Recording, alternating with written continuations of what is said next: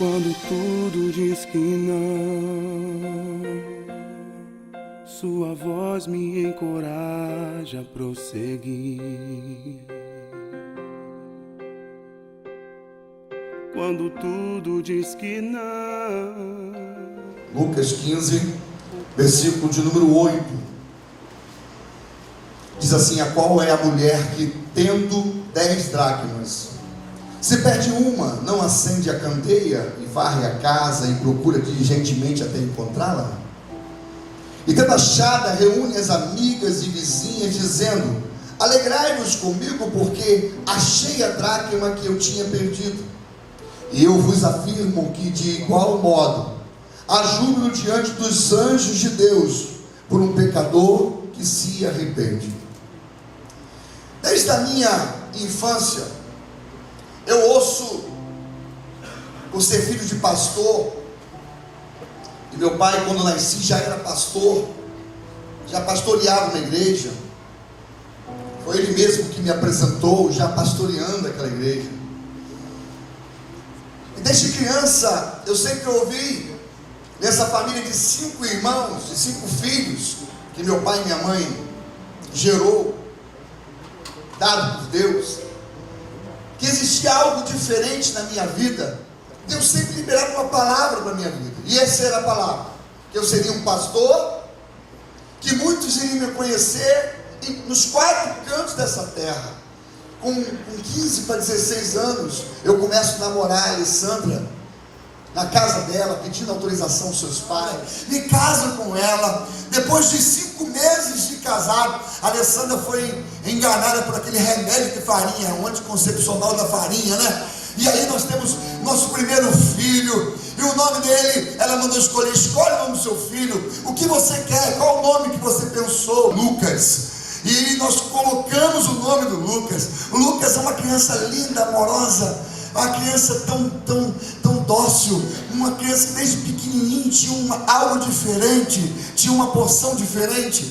E o Lucas foi crescendo. Nós passamos por muitas dificuldades. Eu tinha minha empresa, por algumas vezes aquela empresa faliu, até que chegou um momento de prosperidade, nós começamos a conquistar coisas, a nossa empresa tinha um movimento e um fluxo muito alto. Eu comecei a ver dinheiro que há muito tempo não via com aquela empresa, e Deus começou a abençoar. Compramos uma propriedade maravilhosa, com vários equipamentos modernos, começamos a avançar com a nossa fábrica. E quando chegou com 24 anos de idade, um dia, quando meu filho estava no colo da minha esposa, à beira de uma escada que tinha na casa que eu morava, a minha esposa deixou meu filho cair no colo sem perceber. Eu achei que foi desleixo dela naquele momento. Nós pensávamos, ela mesma achou, ainda bem que ela conseguiu ainda segurar ele e não bater no chão e me enrolar naquela escada. Ali Deus deu o primeiro livramento a Lucas, e ali começou a se revelar uma doença que não foi por causa da idade dela, uma doença que não foi por conta do que ela vivia ou se passava, ou pela criação dos seus pais, que por sinal a criaram muito bem, porque a Alessandra era uma moça decente e se transformou numa mulher decente. E esses méritos se dão aos seus pais, que cuidaram com muito carinho, se transformou numa grande pastora, uma mulher de Deus, uma mulher honesta, séria, dedicada, responsável, carinhosa e humilde. Esse é o talento, talvez, de maior virtude que ela tinha: a humildade, a simplicidade, a palavra sempre conselheira e amiga de todos. Eu estava ainda caminhando na igreja do meu pai, e começamos a viver uma batalha para descobrir o que estava acontecendo. A princípio era coluna, daqui a pouco achava-se que era problema na mão. Chegou a uma enfermidade chamada túmulo do carpo, e ela teve uma cirurgia por conta disso num grande hospital, mas não resolveu. Tudo caía da mão dela. Os movimentos do lado esquerdo do lado direito, perdão, ia se perdendo, lado esquerdo, perdão, ia se perdendo. E começamos a perceber os copos da casa ia caindo, os pratos, sem ela perceber. Ela perdia a força daquela mão. Mas nosso segundo filho, Vitor, outro presente de Deus. Esse nome foi minha esposa que escolheu. E o Vitor nasce, já o Lucas, já com 5 anos de idade.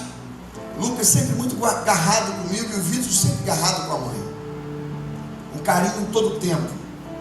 Ele tinha um hábito de alisar a barriga da sua mãe o tempo todo. Ele foi crescendo, se transformou num adolescente, pré-adolescente, já entrando para a adolescência. E ele tinha esse hábito.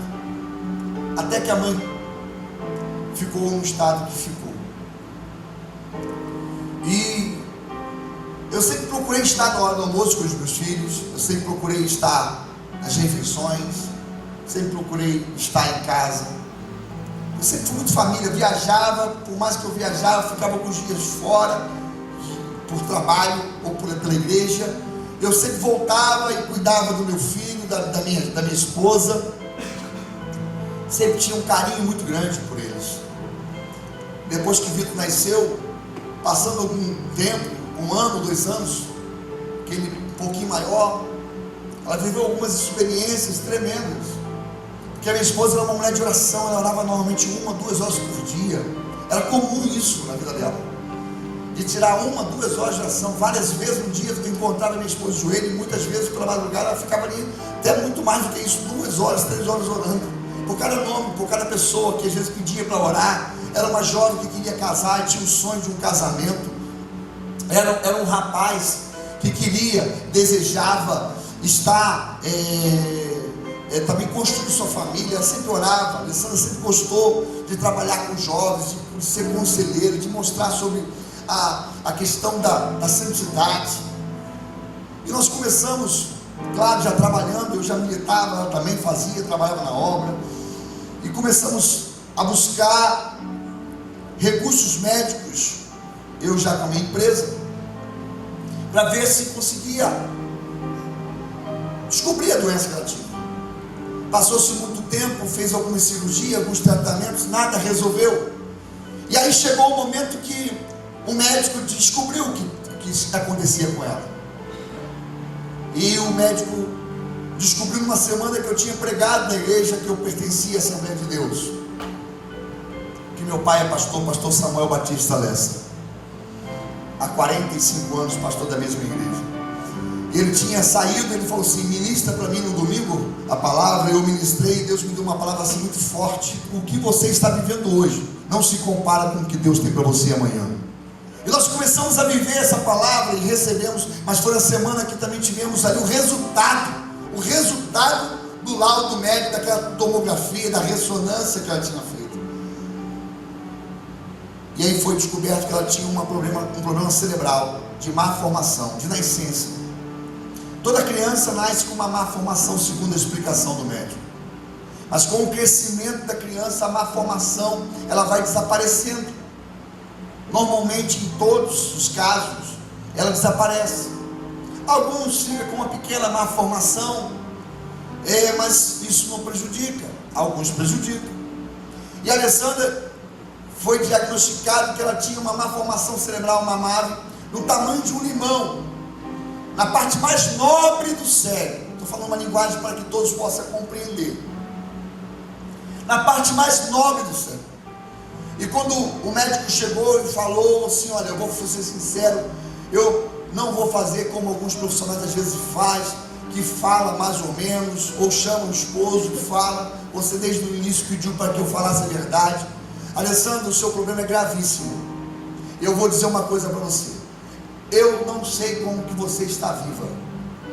A palavra que nós ouvimos na semana que ouvimos uma promessa na igreja foi essa.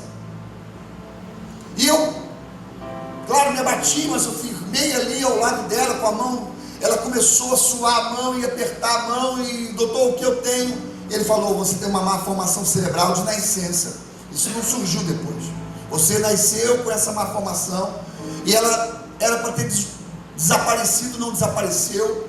E esse problema que você tem está roubando todo o fluxo de sangue do lado esquerdo. É como se você tivesse um novelo de lã do tamanho de um limão, aproximadamente, de 4,5 centímetros, na parte mais nobre. Essa parte que comanda a audição, que comanda o tato, que comanda a visão, que comanda todos os controles, as memórias. Essa é a parte mais importante.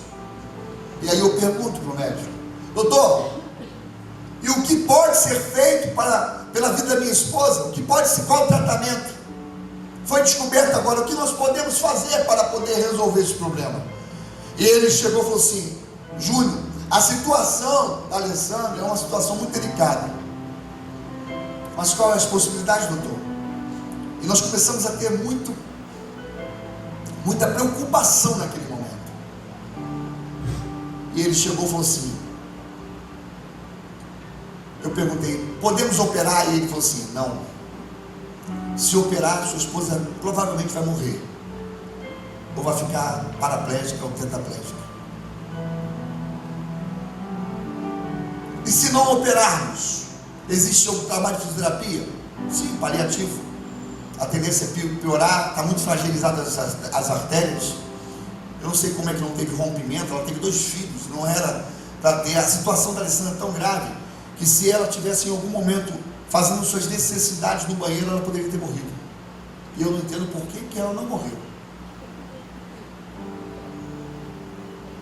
Essa foi a palavra do Dr. Renato Escudeiro, o neurologista que atendeu minha esposa, o neurocirurgião.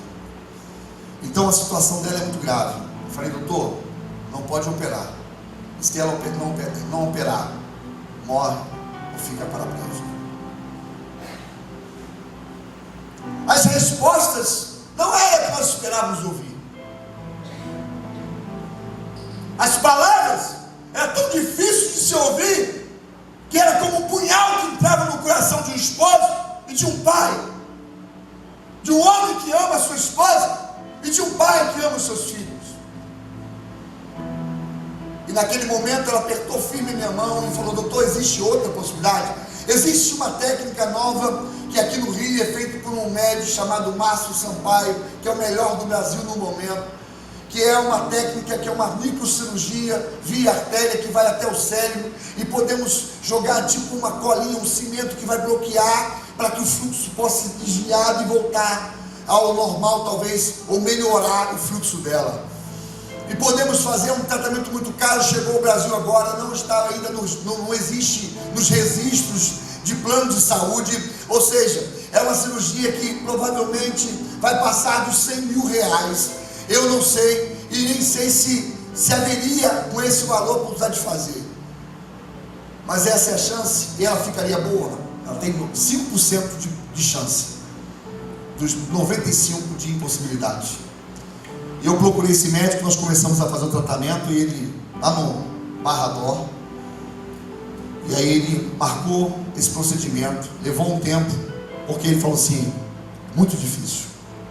O caso da Alessandra passa agora a ser um caso de pesquisa. Foi enviado para os melhores neuros dessa região, daqui do Brasil, para Minas, aqui para o Rio de Janeiro, para aqueles que são famosos, conhecidos aí. Foi enviado as fotos e as imagens que o médico tirava, porque ele estava surpreso. Toda vez que a Alessandra ia lá, ele recebia assim com muito carinho a gente, e ele olhava assim: você é um milagre, você é um milagre. E nós não entendíamos, e sempre saímos ali abatidos, mas naquele dia que recebemos essa notícia, eu saio do carro, e quando eu passo já tarde da noite por Niterói, na Roberto Silveira, eu começo a tentar me controlar, e nesse momento, a Alessandra chorando muito, ela segura na minha mão, e fala algo que nunca mais eu me esqueci. Ela falou assim: o que Deus tem para nós hoje, amanhã não se compara ao que nós estamos vivendo hoje. Ela lembrou a mensagem, ela falou assim: eu sei que é difícil, mas eu quero dizer uma coisa para você, Júnior. E foi a primeira vez que ela falou: meu amor, cuide dos nossos filhos se algo me acontecer. Nós vamos enfrentar uma tempestade muito grande. Cuide do Lucas, cuide do Vitor, e se alguma coisa me acontecer, reconstrua a sua vida. Não pare, não faça nada que venha sem desespero, porque você vai ser o sustento desses meninos. E eu comecei a chorar com ela naquele carro. Viemos para casa. Eu cheguei em casa, os pais dela esperando a notícia na minha casa. E meus pais esperando. Eu passo na casa dos meus pais e falo: pai, a notícia é essa. Meu pai e minha mãe começam a chorar. Ora conosco. A palavra era difícil, a dor era profunda, as lágrimas não tinha como não estar estampado na nossa face, porque a palavra do médico era dizendo: não há jeito. Mas eu creio no Deus que dá jeito em tudo. Foi a palavra da Alessandra, foi a palavra do meu pastor, do meu pai, do meu discipulador. Temos a notícia dos seus pais, eles se abalaram muito, mas começava ali uma nova trajetória, uma trajetória de recuperação, e começa a piorar a situação dela.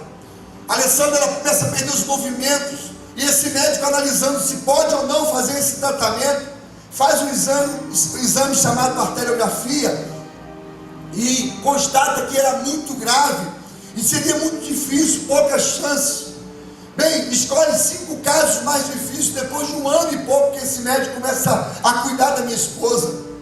5 casos, no Brasil todo, 5 casos mais difíceis. Vem uma equipe francesa que treinou esses médicos, aonde foi feito os cursos lá fora, companheiro que ensinou a manusear o equipamento, que preparou essa equipe médica do Dr. Márcio.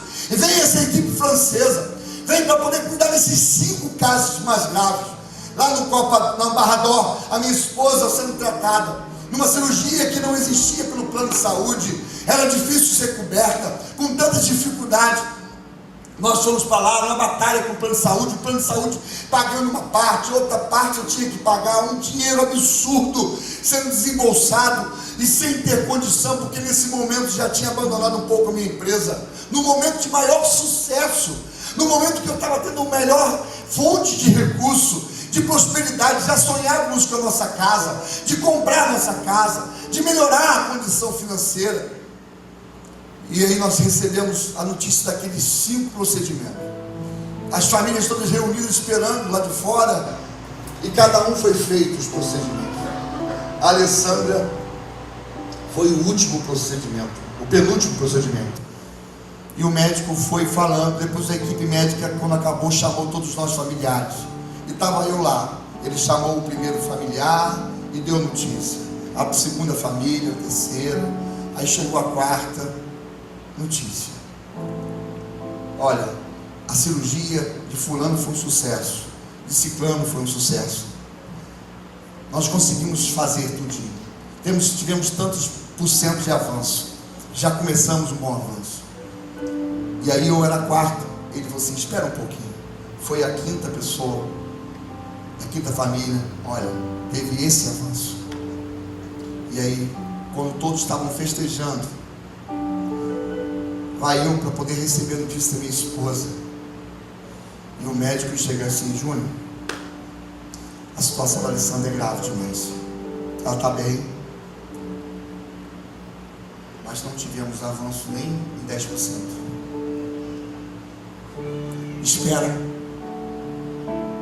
Espera um pouquinho mais, talvez o avanço da ciência vai dar condição, talvez mais adiante vai existir outras técnicas, talvez mais à frente nós vamos ter outros recursos, e nós vamos ter avanço em relação a Alessandra. Você é um homem de fé, a sua esposa está viva, você sabe que não era para estar, é um milagre, mas eu quero dizer para você não perder a esperança. O doutor fulano, que eu não me lembro mais, o francês, está levando todas as imagens novamente da pós-procedimento, e ele vai estar avaliando, vai mandar para outros médicos de outros países para estar avaliando o caso da Alessandra. Bem, irmãos, eu tenho que adiantar um pouquinho. Você que está me assistindo, foi a palavra que eu não queria ouvir, foi a palavra que nós não esperávamos, mas foi a palavra que naquele momento Deus permitiu que vivêssemos. Algumas dentro de mim ia se criando de uma tamanha força que eu não entendia. Chorava, sofria com ela comigo, mas a fé da Alessandra, a esperança de Alessandra em viver, a vontade dela me contagiava, a vontade de adorar. Quando o médico falou assim: você não pode dirigir, uma das coisas que ela mais gostava, você não pode mais fazer força, a partir de hoje você tem que tomar laxantes para que você não tenha nenhuma dificuldade intestinal. A partir de hoje tem que ser esses procedimentos, a comida sua tem que ser diferente. E muitas coisas que ela gostava foi se fechando, e eu não entendia o que estava acontecendo, porque nós não queremos nunca ouvir que a moeda não pode ser encontrada, nós nunca queremos ouvir que a dracma não pode ser encontrada. Nós acendemos a luz da casa, nós varremos a casa, procuramos pelos cantos, fazemos toda a varredura para que a dracma seja encontrada, ou a resposta seja encontrada, ou o milagre seja encontrado. Eu já, pastor, vendo tudo aquilo numa batalha, Deus nos presenteou essa igreja com a bênção do nosso pastor, com uma emancipação. E nós viemos para cá, a fábrica, vivendo dificuldades. Após isso, fizemos uma radiocirurgia. Minha esposa ficou 6 horas, 8 horas com um capacete de ferro, com um parafuso cravado no seu crânio, sem anestesia, só bota anestesia na hora. Depois que entrou no crânio, cravou aquele capacete, fazendo radiocirurgia. Mais um procedimento caro que o plano não queria cobrir. Fui lá, conversei com o diretor do plano, e fomos lá e procuramos também o dono da clínica. Ele nos facilitou, nos deu condição. O plano pagou uma parte, outra parte eles absolveram, e outra parte eu paguei. A empresa indo para o buraco, eu já não tinha mais condição. Era eu que cuidava e ela me ajudava na minha empresa. Era eu que já cuidava de tudo da empresa. Ela já não dirigia, ela não conseguia mais botar suas roupas. As roupas íntimas era eu que tinha que vesti-la, ou com a ajuda de alguém que fosse na sua casa, como minha irmã, que muitas vezes atendeu ela quando não estava lá, ou a sua própria mãe.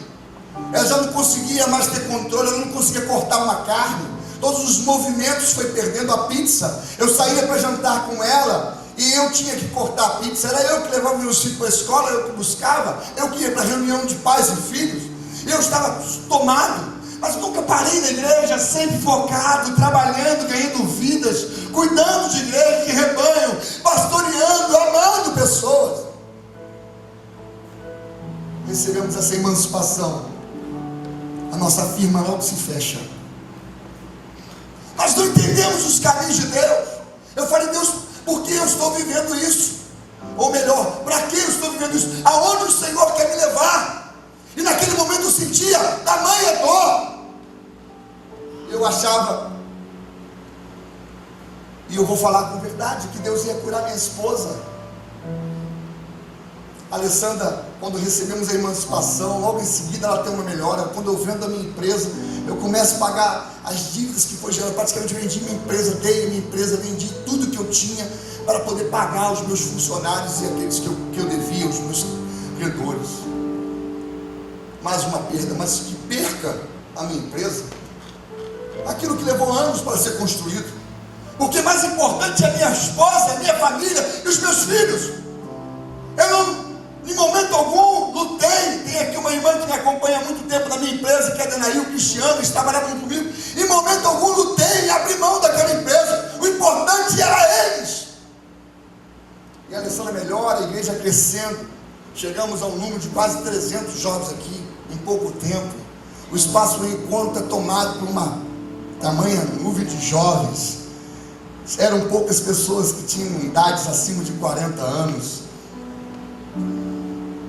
A igreja crescendo, muitos problemas, muitas decisões, muitos gabinetes, cansado, tantas dificuldades. A minha esposa e meus filhos passando por tudo isso. Primeiro daquele espaço pequeno, depois a construção, a gente abrindo mão de tudo. Eu colocando os meus recursos próprios, daquilo que pouco que sobrou daquela empresa, que pude botar aqui, e ajudando para poder fazer esse prédio, para construir essa estrutura, pagar tudo que foi assumido aqui.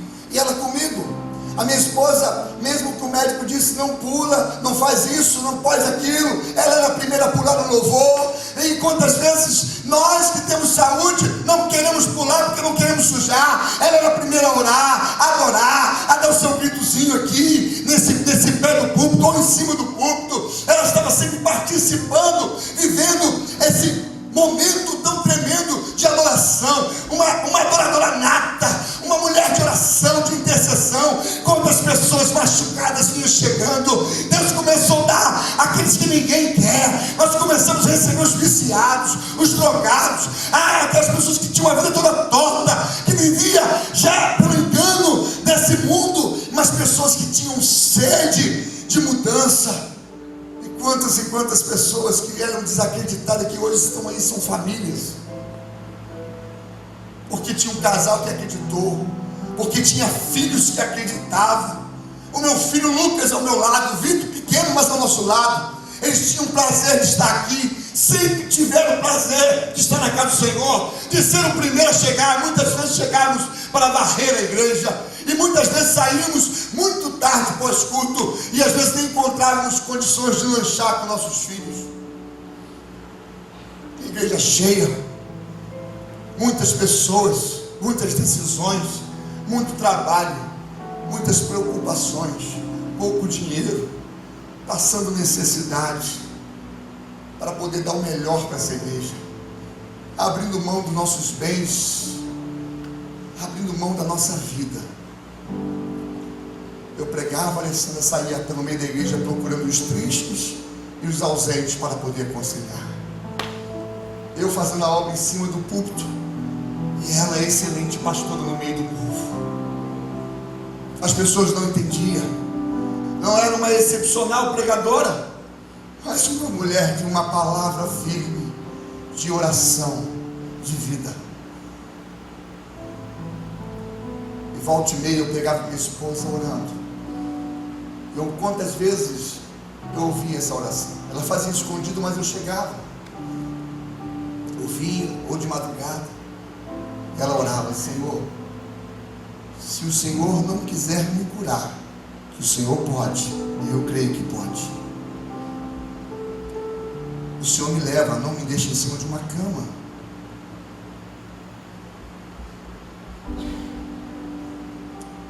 Essa frase rondou minha vida como uma assombração por muito tempo.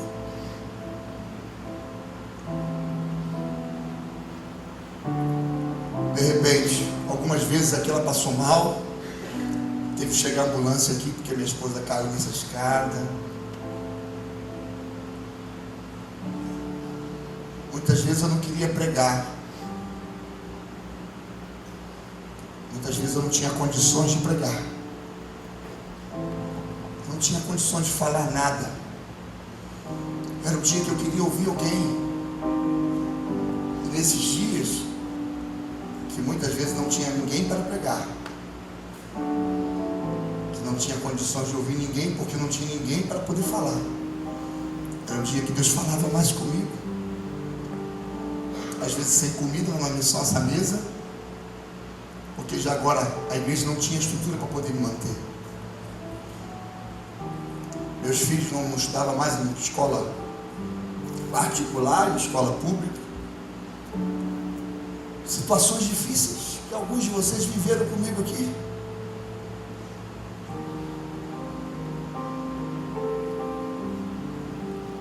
Até que chegou um dia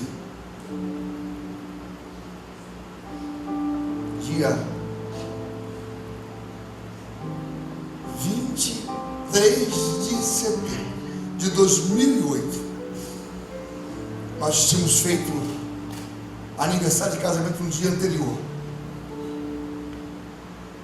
porque todos os meus cartões eram usados para a igreja, para poder pagar as coisas da igreja. Só tinha R$21 de crédito no cartão.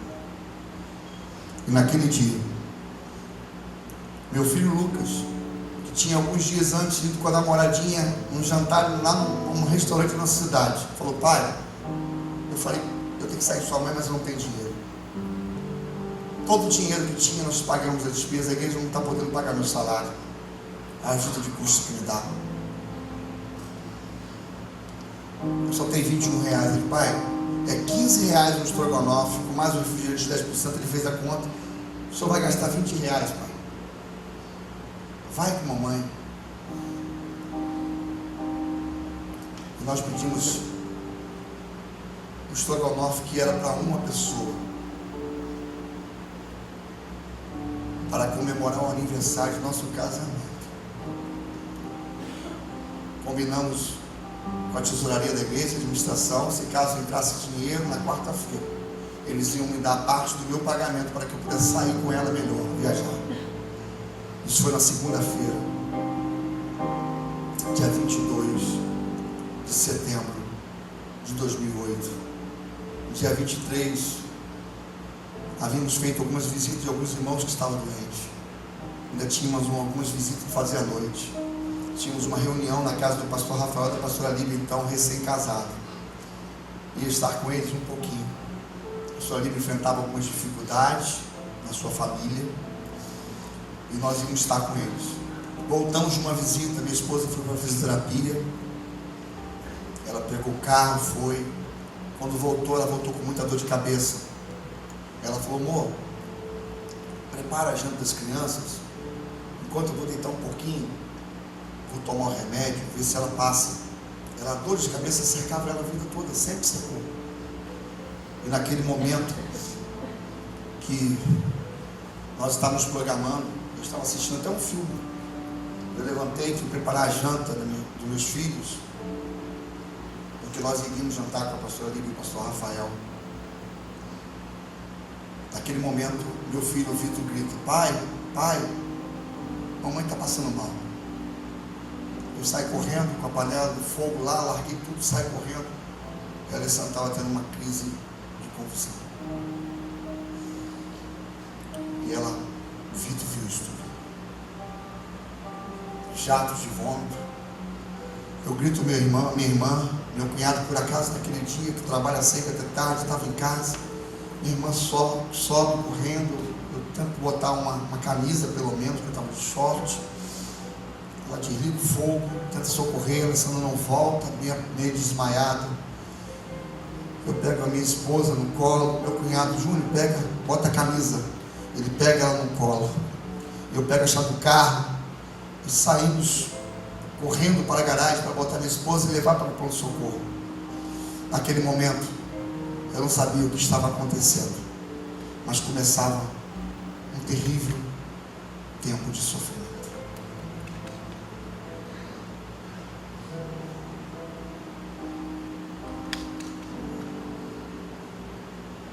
Quando eu estou levando ela estava meio apagada. E depois ela começa a falar umas coisas que eu não entendo. Até que de repente ela: Júnior. E eu falei: oi, Momote, fala. Quando eu estava chegando no carro, ela segura na minha mão, com a mão que ela tinha ainda força, e disse: Momote, talvez eu não volte. Cuide dos nossos filhos. Se alguma coisa lhe acontecer, cuide deles e reconstrua sua vida. Não pare por nada. Eu estou bem. Ela apaga novamente, desmaia. Ficamos desesperados. Chegamos no hospital. A correria dos médicos, alguns médicos inexperientes recebem minha esposa, alguns estagiários, uma luta. Eu explico a situação, passo para eles o que estava acontecendo, ligo para a família dela, ligo para a minha família. Tinha culto na igreja do meu pai. Eu começo a ligar para alguns amigos, ligar para alguns colegas e pedir para interceder no culto pela vida da Alessandra. Eu ligo para alguns pastores, colegas, eles começam a orar, intercessão. Eu dobro o joelho lá naquele corredor do Hospital Darcy Vargas, aquele corredor isolado, numa noite fria, numa noite que parecia que o vento era mais forte do que tudo. Eu estendo as minhas mãos naquele corredor e falo com meu Deus. Meu irmão Marcelo chega ao meu lado, me abraça, chorando comigo. E eu falo para Deus: Deus, o Senhor pode curá-la. Mas se o Senhor não quiser curá-la, leve a minha esposa, não deixe ela em cima de uma cama, porque esse foi o pedido que ela fez. E aí eu fui saber, horas depois, que minha irmã falou, que ela, quando ela voltou, no dia anterior, ela tinha feito oração, e o grito dela era muito alto, e minha irmã nunca tinha ouvido ela orar tão alto como aquele dia. E no dia que eu voltei dessas visitas, que eu vim para a igreja, para poder resolver alguma coisa aqui, quando voltei para casa para a fisioterapia, ela tinha orado também. Minha irmã me conta que ela faz a mesma oração em gritos, e ela falava com Deus: Deus, eu sei que o meu tempo está chegando, eu sei que o meu tempo está chegando, cuide dos meus filhos, cuide do meu esposo, a obra não pode parar, essa igreja precisa muito, são muitas pessoas, mas o Senhor pode me levar, ou o Senhor pode me curar, mas não me deixe em cima de uma cama. A frase que norteou a minha vida por algum tempo de dor volta novamente a me perseguir. Eu volto para o corredor do CTI, lá da UI do hospital, e o médico já estava conversando com o meu irmão mais velho e com o irmão da Alessandra, e eu ouço alguma coisa, eu sempre tive uma boa audição, e eu ouço alguma coisa que ele fala, e eu pergunto: doutor, quanto tempo que o senhor falou que a minha esposa tem?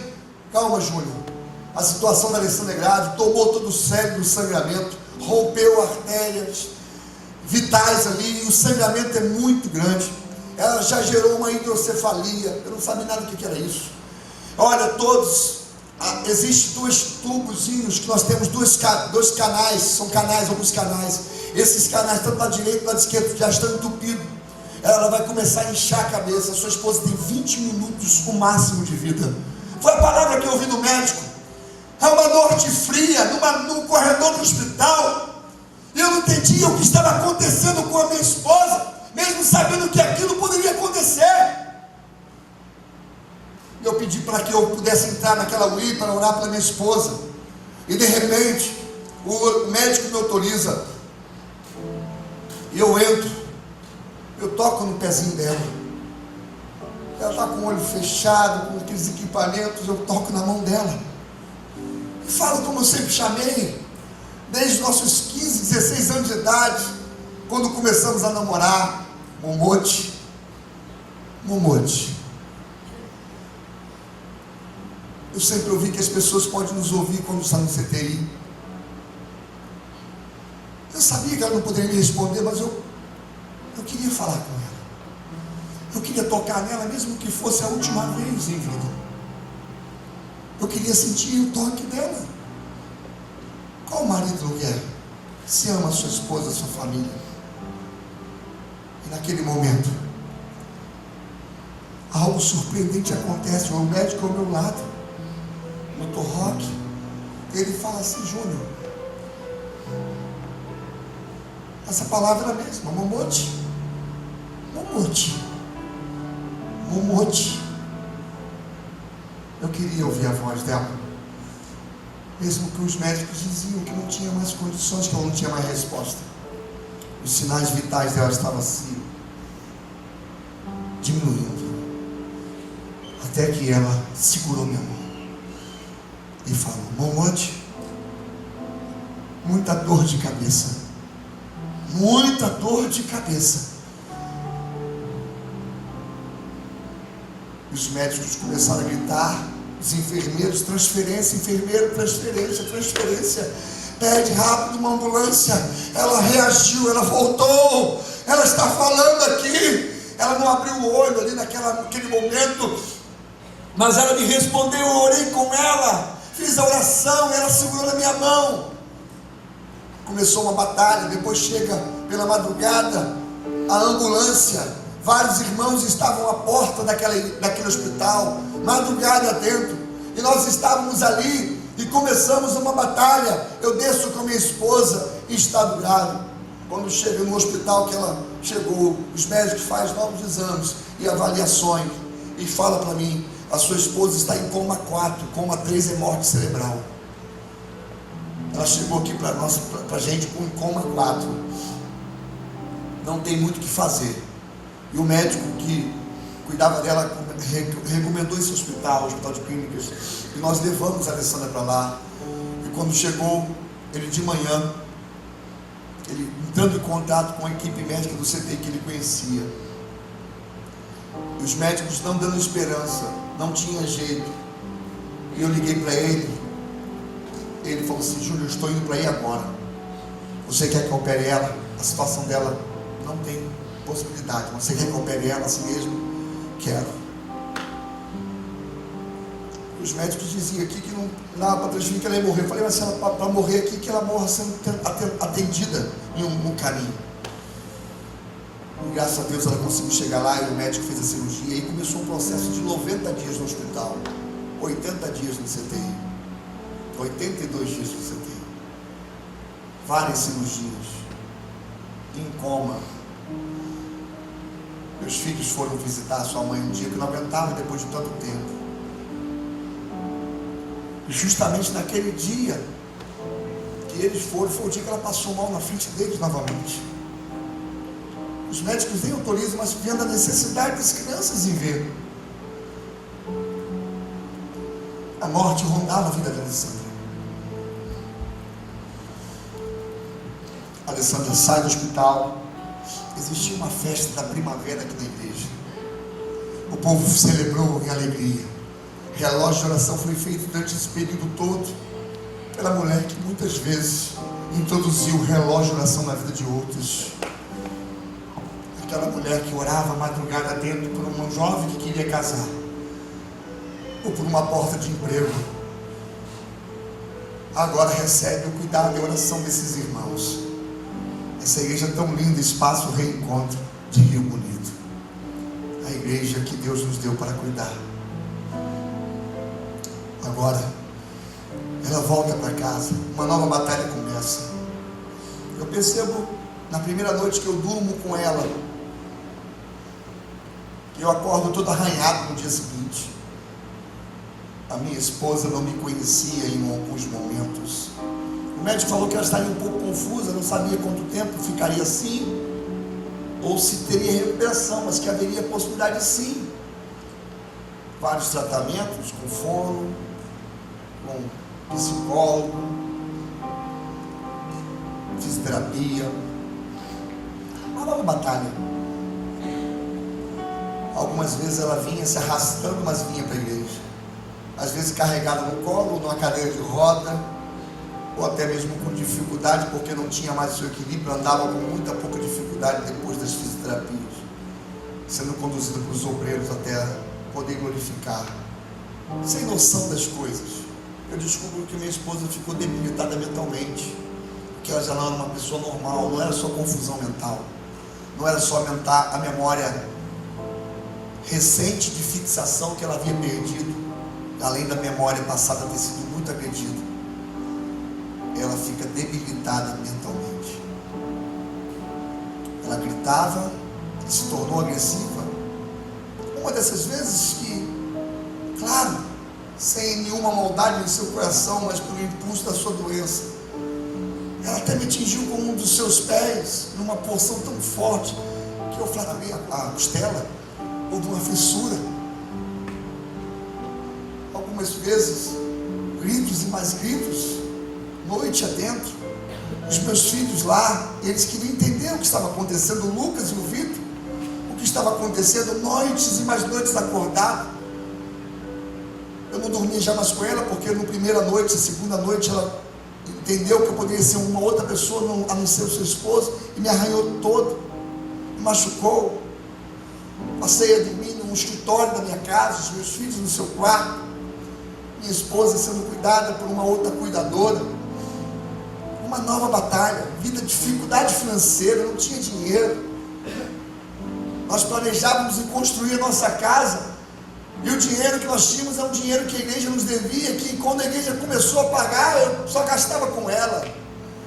Acabou o dinheiro em pouco tempo, que era o dinheiro do início da nossa obra. Muitos sonhos sendo frustrados, mas nunca deixei esse altar, mesmo com muitas dores, mesmo com muito sofrimento. Foi aqui que eu recebi a cura. Foi aqui porque a vida toda eu preguei que o altar é lugar de cura, é no altar que nós fizemos o milagre. O que se faz faz quando nós perdemos a dracma? O que se faz quando a dracma some nossa casa? Por mais que acendemos as luzes, por mais que chamamos a luz da palavra, por mais que varremos a casa, tiramos os pecados ou qualquer sujeira que possa nos atrapalhar ter comunhão, por mais que a gente procura diligentemente, e quando a dracma não quer ser encontrada, enquanto os cuidados não são suficientes, o amor não é suficiente, a fé parece não ser suficiente, e quando a dracma não quer ser achada pelo dono, e quando o milagre não quer ser achado por aquele que busca, mas continuava pregando sobre fé, prosperidade, riqueza. Havia perdido a empresa, a mulher estava doente, em estado grave, numa situação que o médico falou que não saberia quantos dias mais viveria. Choro tomava a nossa casa, mas eu tinha que pregar a alegria para vocês. Eu tinha que pregar a fé, a esperança, e não fazia assim com fingimento, mas com alegria no altar, porque era a única coisa que me sustentava. Muitas vezes com essa canção que toca ao fundo, chorando e sorrindo, mas no altar, naquele hospital que nós estava lá, um amigo meu, pastor do Ministério Apacentar, me envia uma canção que ainda não tinha sido lançada. Ele me manda a pré, que estava sendo feito no estúdio. O pastor Anderson, ele me envia aquela pré, falou assim: Júnior, não dá para ninguém, mas ouça essas canções aqui. Ele mandou 4 músicas. Das 4 músicas, eu escolho aquela canção, Quando Tudo Diz que Não. Tua voz me encoraja a prosseguir. Naquele momento, guiado para aquela canção em que eu levei lá e coloquei no ouvidinho dela no fone, ela pôde reagir, porque ela adorava canções, e aquela voz nos encorajava a prosseguir, a andar. Eu olhava para a igreja e via tristeza. A minha cadeira, que sempre estava ao lado da minha esposa, estava vazia. Todo olhar era olhar de pena da minha igreja. As pessoas choravam por tudo que se pregava. Se pregava sobre morte, porque o texto era de morte na Bíblia, ou ressurreição, olhava para mim. Se era sobre enfermidade, olhava para mim. Se era sobre vida, olhava para mim. Se era sobre uma árvore frondosa, olhava para mim. Por algumas vezes, eu vendo o tamanho do sofrimento de vocês, da igreja que eu pastorei, e por uma frase que me seguiu a vida toda desde a minha infância: sofra eu, mas não sofra a obra de Deus. Eu pensei em parar de pastorear, não desistir de Deus.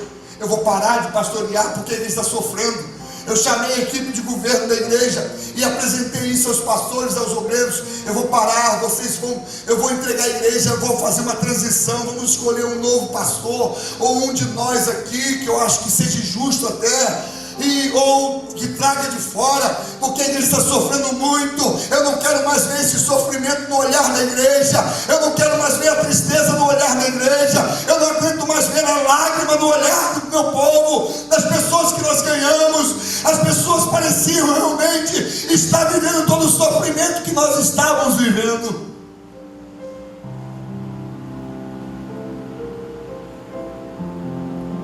Até que nós tivemos nosso primeiro retiro de impacto. Eu levo meu filho volta daquele encontro, aquele retiro, tão cheio de Deus. E aí, como o depoimento que nós ouvimos aqui hoje, das pessoas que voltam no retiro, que coincidência, ou jesuicidência. Ele sobe para dar testemunho que eu nem sabia que ele daria o testemunho. E o Lucas Lindo, 17 anos, quase 18, 17 anos e 9 meses, aproximadamente, 8 meses. Sobe aqui e dá o testemunho do que Deus fez naquele retiro. Mas ele conta algo que eu não sabia. Ele conta aqui no altar que ele havia pedido e orado a Deus algumas vezes. Acho que 2 ou 3 vezes ele tinha orado: Senhor, me leva, porque eu não aguento mais ver o sofrimento da minha mãe e do meu pai. A minha esposa gritava como uma louca de madrugada, parecia ser uma mulher totalmente desequilibrada, agressiva. Em algumas vezes eu tinha que botar lençol, que ela se batia contra a parede e sangrava na parede, o pé dela feria o pezinho dela. Eu tinha que botar lençóis assim e prender junto à cama para poder não fazer isso. Madrugadas e madrugadas acordados, passando noite, de dia eu tinha que estar aqui pregando na consagração, ou dando curso de liderança para os obreiros. Eu chegava arrasado, cansado, triste. Eu tinha que pregar. Quantas vezes eu pregando em cima do altar, eu tinha que descer do altar, eu tinha que sair, porque um obreiro falou assim: pastora, ninguém consegue controlar. Eu tinha que sair daqui, largar o culto e ia para casa. E aí eu, meu irmão, minha cunhada Emília, que me ajudou tanto, tantas dores. Eu tenho que largar a mensagem no meio da mensagem.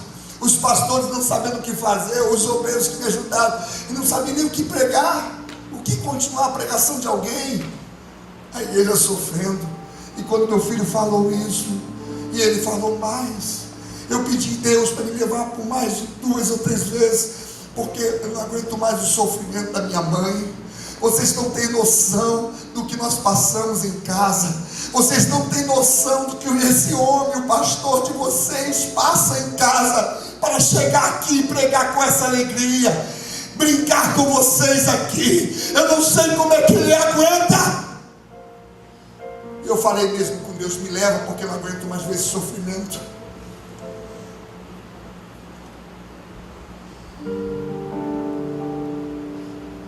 45 dias depois,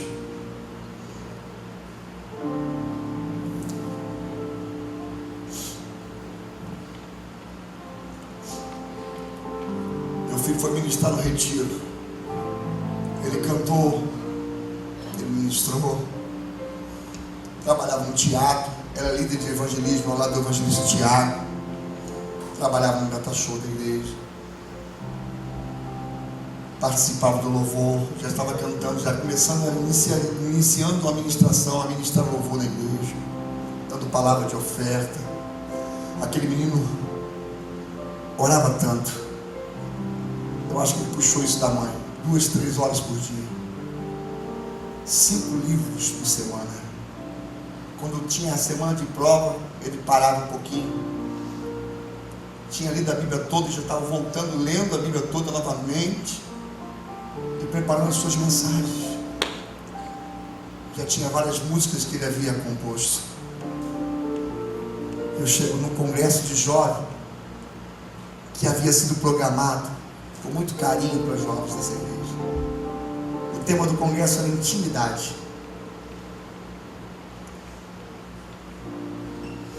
O pastor Antônio Cirilo com a sua banda estaria tocando, cantando, ministrando. O toque no altar estaria tocando, cantando.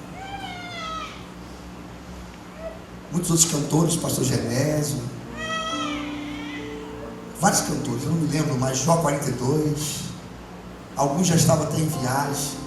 A equipe do pastor Cirilo estava aqui montando sons, equipamentos, ele carregando caixa. Eu não tinha percebido, eu fiquei falando com o pastor Anderson sobre gravação de um CD até para ele também, que ele tinha vontade de ter uma banda. Ele estava começando a formar uma banda.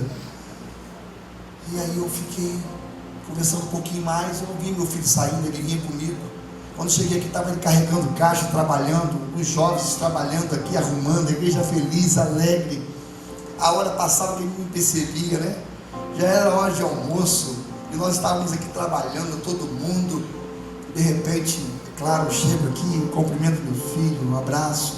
Eu tenho um carinho com meus filhos, eu sempre chamo de bobo feio, é uma linguagem minha, os apelidos que eu e a Alessandra colocamos desde pequeno. Bobo feio, e eles também me chamavam de bobo feio, boba feia, a mãe. Era uma linguagem carinhosa. E eu abracei ele, beijei aqui no corredor dessa igreja, no meio desse corredor. Ele estava trabalhando. Um dia antes, todo mundo se preparando para a grande festividade de congresso dos jovens, que esperavam-se muitas pessoas em caravanas. Ninguém estava para ministrar o louvor. Eu subo no altar e falo assim: vamos, Lucas, vamos fazer nós dois louvor. E eu pude ministrar com meu filho, que eu nunca tinha ministrado com ele. Eu cantei canções que eu nunca havia cantado no altar com ele.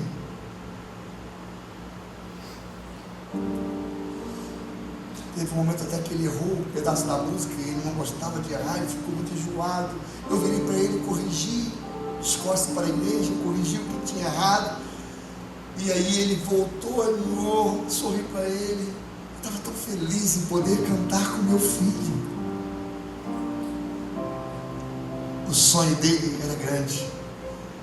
Ele se preparava para ir para os Estados Unidos no ano seguinte. Eu não tinha nem condições, nós estávamos orando, pedindo ajuda, pedindo bolsa. Mas nós estávamos nos programando para isso. Ele queria estudar na faculdade Cristo para Nações, uma escola hoje de missões do mundo, umas maiores escolas lá no Texas. Ele queria se preparar para pastorear e para fazer missões. O sonho dele era ser missionário na África e na Índia. E de repente nós olhamos uma mesa de som. Eu chamei: filho, essa mesa de som que o papai quer comprar aqui para a igreja, mesa cara, mesa digital. Hoje nós temos uma mesa digital. E aí ele parou para ouvir as pessoas. E o cara me explicava como que a mesa funcionava, a mesa que tinha sido alugada para aquele evento. Até que ele falou assim: pai, eu vou subir para carregar as caixas que eu tenho que acabar, tem muita coisa para fazer. Aí um dos moços que alugou aquela mesa disse: rapaz, o homem está aqui, quem manda na igreja é ele é o dono aí, rapaz, ele é o cara. Brincou com ele: fica aqui, depois você sobe. Aí ele balançou a cabeça: não, moço, você está enganado. E eu aprendi com ele mesmo, foi ele que me ensinou. E a palavra do Senhor diz que o dono da igreja, que o noivo da igreja é Deus. O máximo que meu pai, meu pastor pode ser é quem cuida, o encarregado dessa igreja. Palavras tão sábias de um menino tão novo, sempre sorridente, seus olhos brilhavam, tantos sonhos. Foi a última vez que eu ouvi a voz do meu filho. Quando todos estavam focados para a Alessandra e a doença dela. E quando eu pensei que tinha passado a noite mais fria da minha vida, o inverno e a noite negra chegou em plena luz de dia. Eu orando com uma mulher que estava com câncer, pedindo ajuda aqui na porta da igreja. O telefone tocava, mas eu não atendia. Até que Tiago, o evangelista Tiago, chegou correndo: pastor, vamos comigo ali. O que houve, Tiago? O Lucas sofreu um acidente. Sofreu um acidente? Mas o Lucas estava aqui na igreja? Não, pastor, ele foi na loja do pastor Marcelo buscar uma fita isolante ali. Parece que ele sofreu um acidente em frente à loja. Mas como é que está ele, Tiago? Tiago assustado, nervoso. Pastor, ele machucou muito, Tiago? Não, pastor, só ralou um pouquinho. E realmente, como é que está ele? Pastor, ele está bem, eu acho que está bem. Ele falou comigo, tudo bem, eu vim para cá. Vamos para lá, vamos rápido. Eu fui. Eu não sabia que meu filho tinha saído com a moto. Eu nem sabia que meu filho estava com a moto. E quando ele andava nessa moto, ele andava muito devagar, cuidadosamente.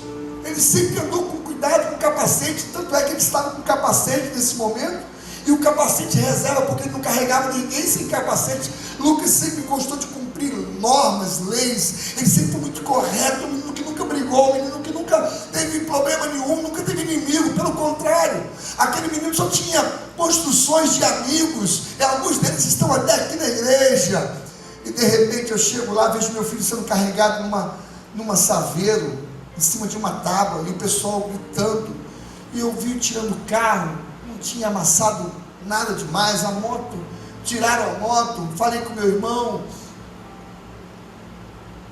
e meu irmão Marcelo, meu irmão Rosinaldo, falou, vai lá, vai para o hospital com ele, dá assistência lá que aqui a gente resolve, se tem alguma amassada a gente vai resolver, a gente paga, pode ficar tranquilo, eu vou ali conversar com as pessoas, ver com a polícia.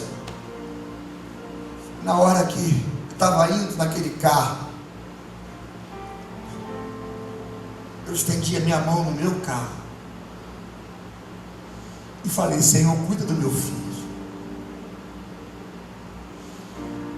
que nenhum mal aconteça a ele, guarde a vida do meu filho. E uma voz muito clara e nítida disse, filho, vou levá-lo.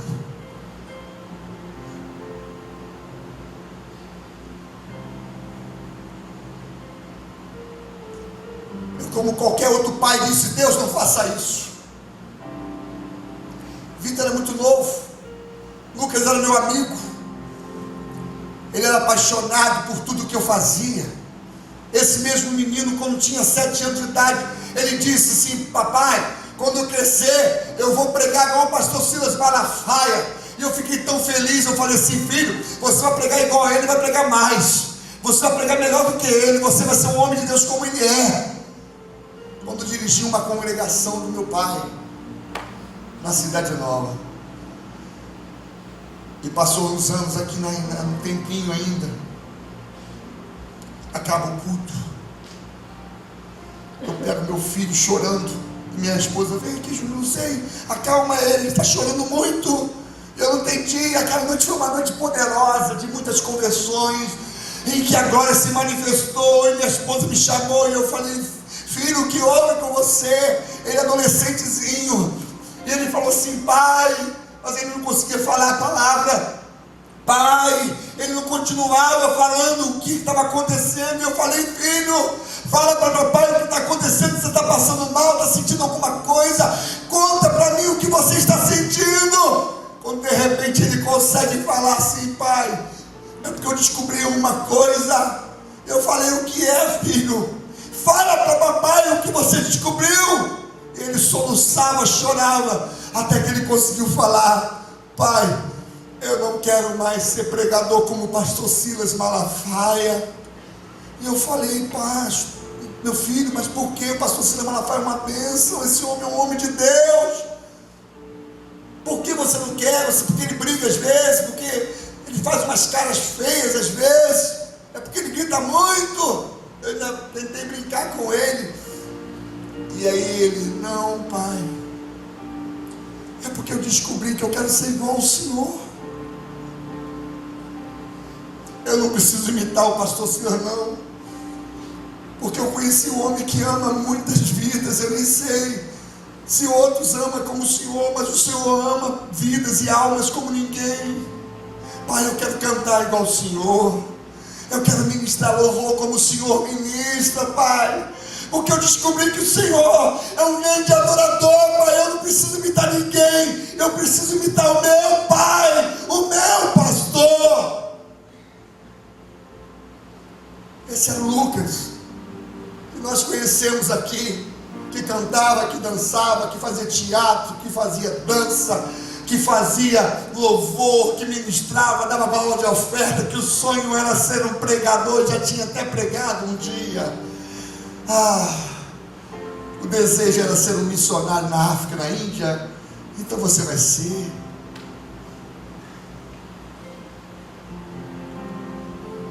Estudando, se preparando, eu olho em cima daquele carro e a palavra que eu ouço é a mesma: filho, vou levá-lo.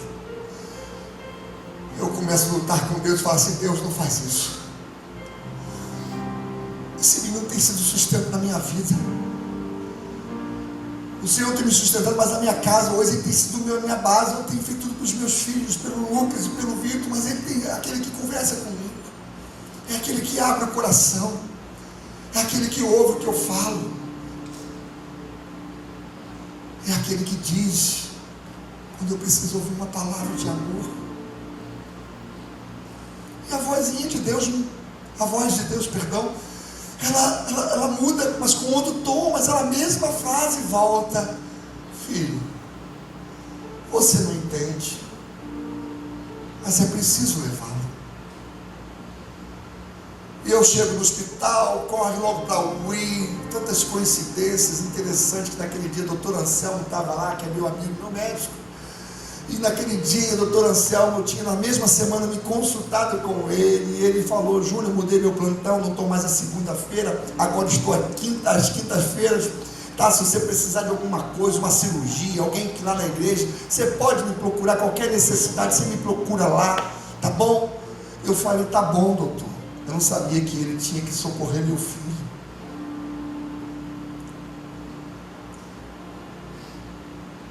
Algumas pessoas que trabalhavam ali, que é da igreja, e chega: pastor, calma, vai ficar tudo bem. Essa voz dizia bem alto para mim, bem claro: você não entende, mas eu preciso levá-lo. E eu começo a orar naqueles corredores, orar em línguas, cantar canções. Tem hora que a gente não consegue falar nada. Parece que o céu está de bronze. Nesse momento, começa uma batalha para salvar a vida do meu filho. Um acidente tão duro. A 20, 30 km por hora numa moto. Uma imprudência de uma pessoa que entra na frente do meu filho de uma forma tão imprudente que não dá tempo dele de frear. A explicação que João Paulo depois me deu, que conduz moto há muito tempo: pastor, ele não estava correndo, não tinha distância para isso. O meu primo foi lá e fez um teste com a mesma moto para ver quanto alcançaria. Ele estava com capacete. Os médicos levam para o centro cirúrgico, uma correria na cidade, vários pastores sabendo, indo para lá, começam a ligar para as pessoas das igrejas para poder doar sangue, porque ele já tinha tomado 12 bolsas de sangue. Houve engarrafamento no lugar que doava sangue, tantas pessoas doando sangue para tentar salvar a vida de Lucas.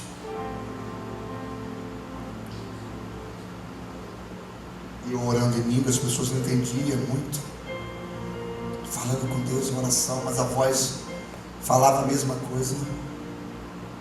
Agora você não entende, mas você vai entender no futuro. Eu ficava pensando: será que eu vou poder compreender isso? A perda de um filho, ou um filho em cima de uma cama? Até que eu vou ao quarto que foi disponibilizado pela família. Nesse momento o hospital já estava tomado do lado de fora, do lado de dentro, não só com os familiares, com o prefeito, com o vice-prefeito, com o secretário de saúde, secretário disso, daquilo outro, vereadores, vários vereadores. A cidade toda veio e toma uma comoção, e está no hospital. Eu subo, quando eu vou ao banheiro, lá no quarto, minha mãe chorando, minha irmã em planto. Eu não sabia nem onde estava vindo.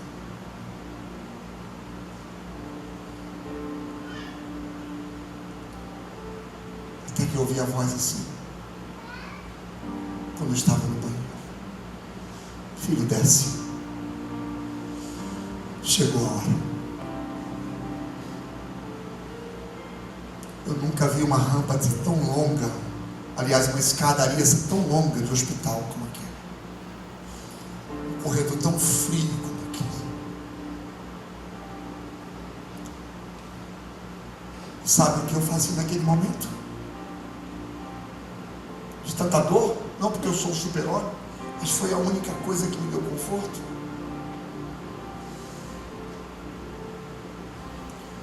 Quando tudo diz que não, tua voz me encoraja a prosseguir.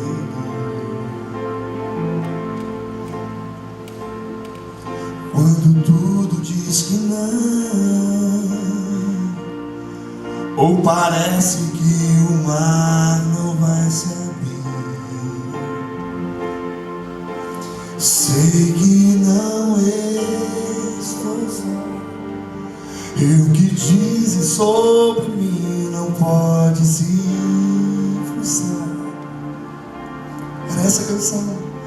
Venha em meu favor e cumpra em mim teu querer. O Deus do impossível não desistiu de mim.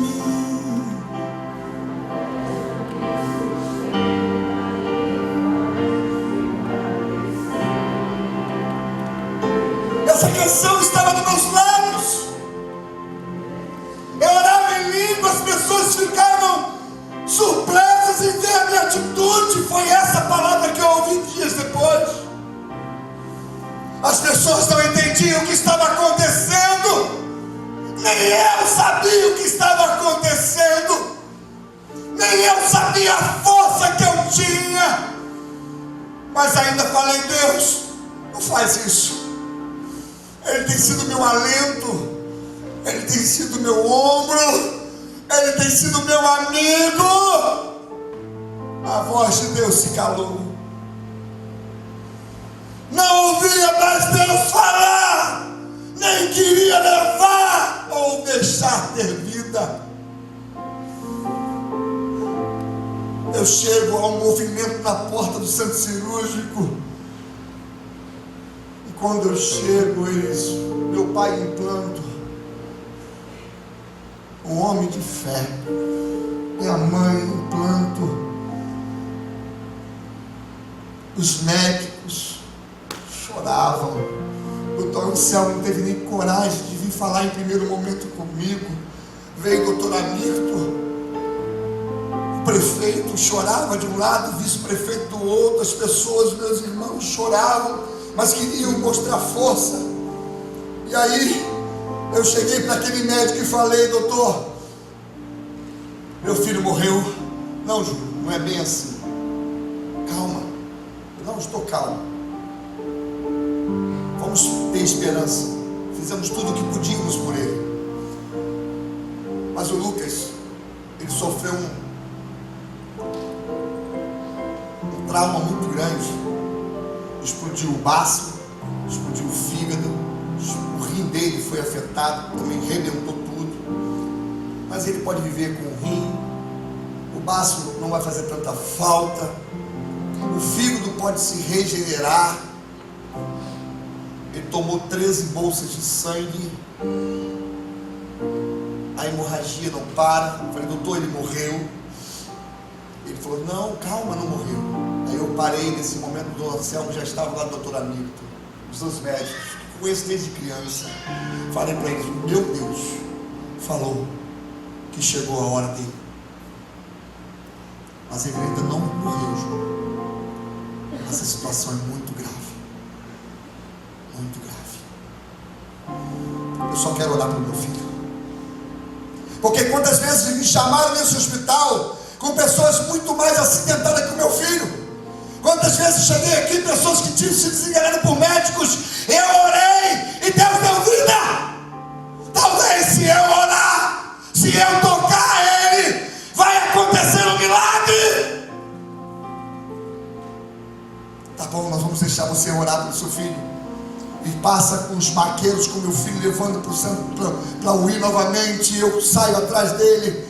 Eu quero orar por ele. Eles não deixaram naquele momento ali. Eu chego naquela UI e eu quero orar por ele. O presidente do hospital, o médico falou assim, não, você vai poder orar por ele sim. Nós estamos preparando. E quando eu entro, quando eu acabo de entrar naquela UI, o presidente do hospital falou: Júnior, vamos fazer o seguinte, deixa eles acabarem de ajeitar o Lucas aí, você vai poder orar. Eu só consegui tocar no dedão do pé dele, que já estava muito frio. Eu não sabia o que estava acontecendo. Naquele momento que eles me tiraram, e depois, 40 minutos depois, foi a resposta, que eles estavam tentando ressuscitá-lo. O meu filho, Deus nem permitiu que eu tocasse nele, Deus não permitiu que eu orasse por ele, Deus não deixou que eu vivesse essa frustração. Eu só fui entender dias depois. E eu falei: Deus, o que é isso?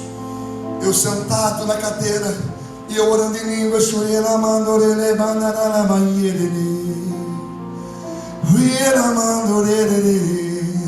eu oro em línguas, sempre eu oro com cânticos espirituais, e a música não saía. Quando tudo diz que não, eu cantava. Naquela época eu ainda cantava, a voz não estava como hoje não. A notícia chegou, do primo Alessandra veio. Júnior, ele morreu. Foi feito de tudo. A enfermaria, todo mundo já estava em pé ali, vendo aquele sofrimento, o corredor cheio de pessoas. Minha irmã começa a gritar, minha mãe também, meu pai. Eles ficam desesperados. Eu me levanto daquela cadeira. Deus me deu, Deus me tomou. Louvado e adorado seja o nosso Deus. Deus me deu, Deus me tomou. Engrandecido seja esse Deus. Eu acalmo a minha família e todos que estavam nervosos. Eu não sei como consegui, eu choro, mas eu falo assim: calma, Deus levou ele. Foi Deus que colheu ele, foi Deus que recolheu ele, foi Deus que chamou ele para morar lá no céu. Ele se preparou para isso. Falei para minha irmã: para com isso. Ele se preparou para isso. Eu falei: pai, vamos comigo. Eu preciso achar Vitor antes que as pessoas falem para ele de qualquer maneira. Eu preciso falar para o meu filho que o irmão dele não vai voltar mais. Nesse momento a minha família, alguns vão para minha casa, porque agora a preocupação é com a Alessandra. Bem,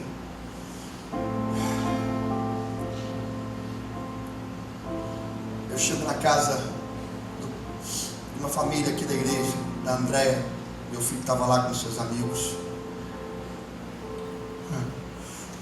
E aí eu tinha que falar com ele. O pastor Alfredo Blum, que é psicólogo, um homem de Deus também, ele vem até comigo: não, Júnior, qualquer coisa, se você não conseguir, eu falo com ele. Tudo bem, pastor Alfredo. Eu, meu pai, o pastor Alfredo. Ele está chorando na cama. Eu vou lá: filho, tudo bem? Pai, cadê meu irmão? Quando que ele vai voltar para casa? Quando que ele vai voltar para casa? Está tudo bem com ele, pai?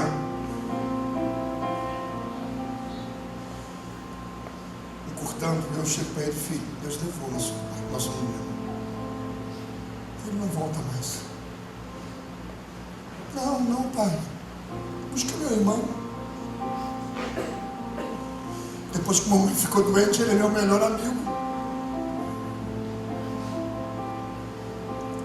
Eu falei: não, papai, não tem como trazer de volta. Papai do céu recolheu ele. Essa parte é muito difícil. Eu tive que ir lá falar com a Alessandra. Ligamos para o médico. Eu chego em casa naquela noite, já quase noite. Vou no quarto da minha esposa, que não tinha memória de fixação, nem memória recente. E eu falei: Deus, o que é isso? O que eu vou falar? E o médico orientou: fala no dia seguinte, como ela tem essa dificuldade, aí se ela quiser que você leve no sepultamento, vai ser a melhor forma. Aí ela chama Rosângela, naquela época a Alessandra falava muito bem ainda, e chega para minha irmã e fala assim: Rosângela, eu tive um sonho. Os sonhos da pastora Alessandra, todos os sonhos quando é visto acontece, ou é um sinal muito usado nessa área. Eu tive um sonho. Eu sonhei que vinha uma pessoa e cortava a minha garganta, mas eu não morria. Me tirava o fôlego, mas eu não morria. É como se alguma coisa em mim morreu, mas eu continuei viva. Quando ela acabou de falar isso, por que ela pergunta? Rosângela, onde está Lucas? E quando eu entrei no quarto, eu ouvi a mesma coisa. E ela perguntou: Momote, aonde está Lucas? O que você falaria nessa hora? Eu falei: Lucas está com a igreja. Ah, tá bom. Tem como chamar ele? Momote, ele está servindo a Deus na igreja, mas chorando. Isso não é lindo?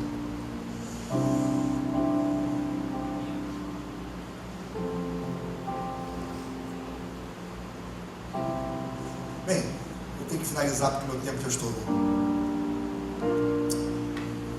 Teve sepultamento, meu filho estava lá, várias pessoas, houve várias conversões naquela semana. Muitas pessoas começaram a vir à igreja para poder se reconciliar.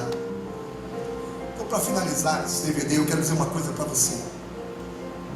Você que está me ouvindo aqui nessa igreja, você que está me ouvindo talvez com esse DVD: pastor, por que você não parou? Eu não parei porque tem outros Lucas.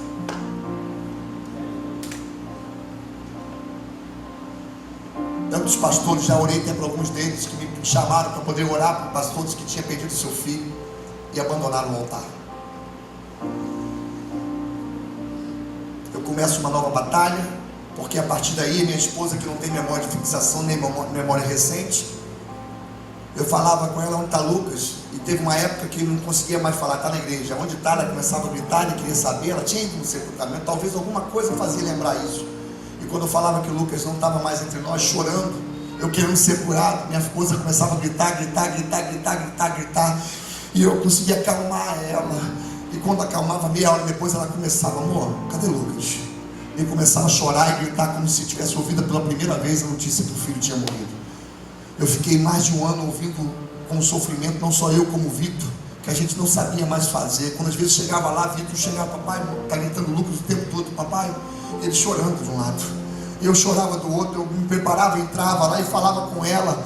Sabe que você sepultar o seu filho 3, 4 vezes por dia? Sabe que você sepultar o seu filho 3, 4 vezes por dia? Todos os dias que eu estava com ela, muitas vezes durante um ano. Você não aguentar mais, você não conseguir ser curado daquele luto. Foi isso que eu vivi.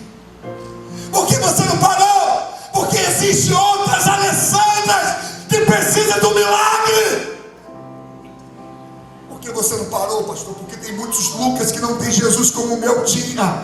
Tem muitos Lucas que estão por aí largados. Talvez você que veio aqui receber o seu familiar, talvez que você veio convidado aqui, talvez você não saiba a dor de perder um filho, como eu e muitas pessoas já vivemos isso. Mas eu quero ver você passar por tudo isso e pregar sobre vitória, pregar sobre conquista, pregar sobre milagre, pregar sobre bênçãos espirituais, pregar sobre ressurreição, pregar sobre cura.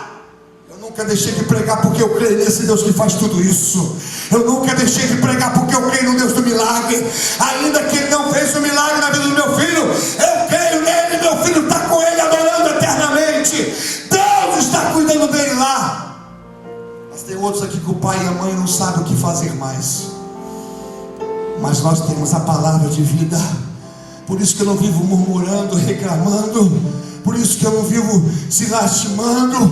Ah, pastor, o senhor sofre muito da luta, mas eu estou aqui eu não paro. Às vezes estou cansado, mas eu estou pregando. Eu estou indo em lugares tão distantes para poder pregar a palavra, anunciar o evangelho, e quero ir em outros lugares, talvez em outras igrejas, de pessoas que vão estar ouvindo esse testemunho.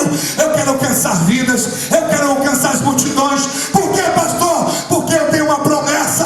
O Deus do impossível está comigo.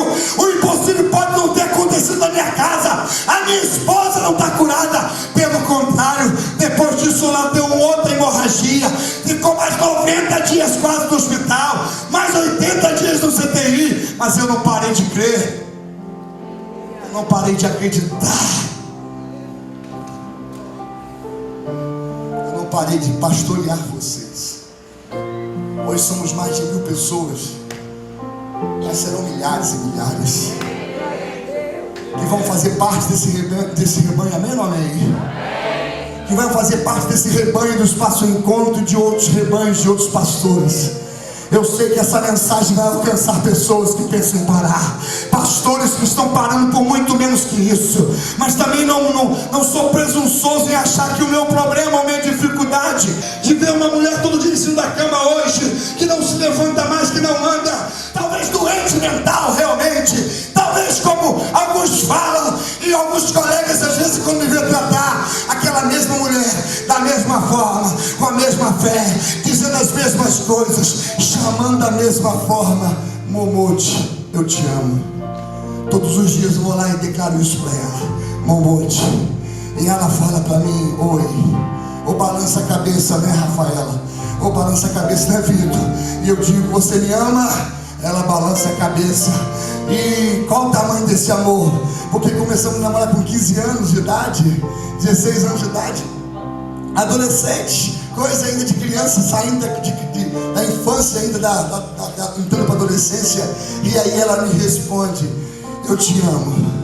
Com muita dificuldade, voz arrastada, palavras incompletas, mas ela responde aquilo que nós falamos há mais de 27 anos: eu te amo. Do tamanho de um coração de batata doce, aquele docinho que a gente comia quando era criança, tão puro, tão inocente, do tamanho de um coração de batata doce. Eu te amo.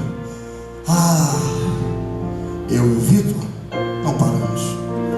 Ele agora começou o ministério dele de DJ, quer ganhar jovens. Ele vai pregar o testemunho dele pro resto desse mundo também, por esse Brasil afora, e no mundo todo ele vai pregar,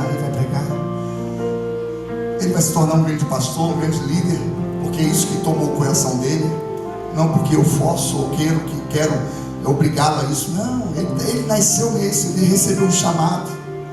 É difícil para ele, é difícil para mim, muitas vezes dormimos, né, filho, com o choro da sua mãe, com os gritos, às vezes não conseguimos dormir. Às vezes ele dormiu 2 horas da noite, 3, mas de manhã cedinho está indo para a escola. Eu estou vindo aqui para a igreja para cuidar da igreja. Mas é assim. Jesus não curou ela. Então eu resolvi intitular o tema desse DVD: Quando Tudo Diz Que Não. Reticência. 3 pontinhos. Porque hoje eu estou contando a parte A, mas talvez daqui uns dias eu vou estar contando para você a parte B. Ou do milagre, ou o que Deus quiser, porque Deus é Deus. Mas eu não vou parar e nem você vai parar. Sabe por que você não vai parar? Porque Deus te chamou para ganhar gente, multidões de pessoas. Você já nasceu para ser multiplicador. Deus chamou a igreja dele para gerar a palavra de vida. E nós temos a palavra de vida. Nós temos a palavra de vida. E eu quero dizer uma coisa: eu não vou parar de pregar, porque Deus tem me dado filhos e filhas. Deus tem me dado Lucas, que tem cercado a minha vida. E muitos outros virão, seja com o nome de Lucas ou com qualquer outro nome que o seu pai deu. Mas ele vai conhecer no céu um novo nome que está em Deus, que ele separou para aqueles que